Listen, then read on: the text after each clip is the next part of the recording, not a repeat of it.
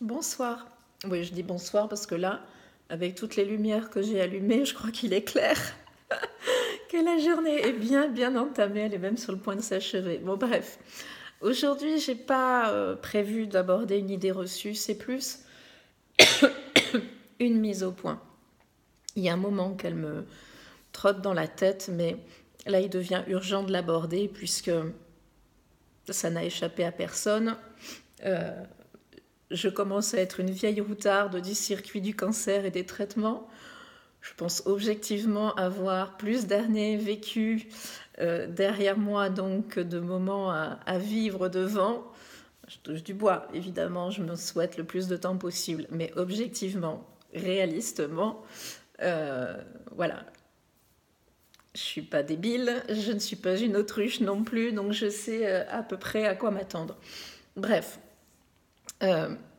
donc, avançant dans le parcours et me rapprochant de plus en plus de ce qui est inéluctable, c'est-à-dire ma disparition, on va dire ça comme ça, c'est peut-être un petit peu plus doux que de dire ma mort.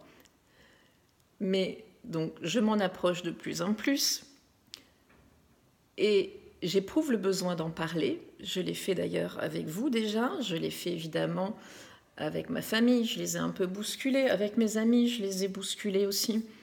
Et pourquoi j'en parle ce soir? Parce qu'à chaque fois que j'ai eu à évoquer ce sujet lourd, au sens pénible, difficile, mais aussi au sens essentiel pour moi, eh bien j'ai dû faire face, comme toi j'imagine dans ce cas-là, à un rejet.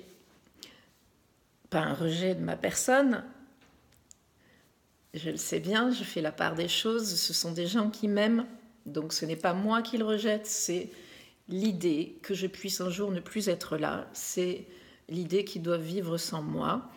Et j'ai même eu affaire à des réactions assez raides. Hein.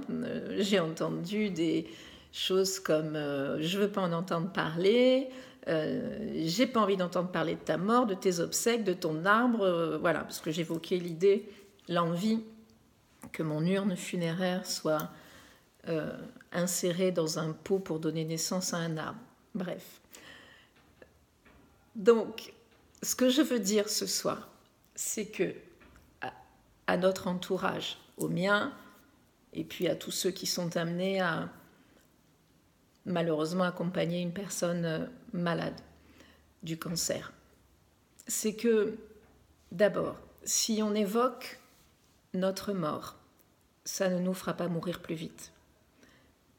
Si on évoque notre mort, ce n'est pas pour autant qu'on a le moral dans les chaussettes et qu'on a besoin qu'on nous dise « Oh, il faut rester positif, hein, on ne parle pas de ça ». Ça n'a rien à voir.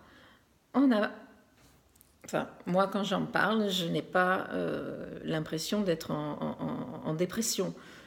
Voilà. Troisièmement, si j'en parle, c'est parce que j'en ai besoin. Parce qu'en parler me permet en fait petit à petit, non pas d'accepter, mais d'apprivoiser cette idée contre nature. Et aussi de me séréniser un petit peu parce que je peux me projeter dans une image, une organisation des choses après moi que j'aurais, enfin à laquelle j'aurais participé, que j'aurais imaginé. Voilà. Donc s'il vous plaît, entendez-le.